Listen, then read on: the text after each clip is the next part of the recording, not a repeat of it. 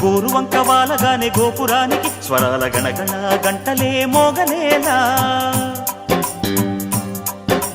గోపబాలుడొచ్చినాక గోకులానికి పెదాల కిలకిలా పువ్వులే పుట్టలేదా బాలకృష్ణుడొచ్చినప్పుడే వయ్యారి నందనాలు నాట్యమాడగా వారసుండి చూసినప్పుడే వరాల వాంఛలన్నీ పల్లవించగా నందుడింత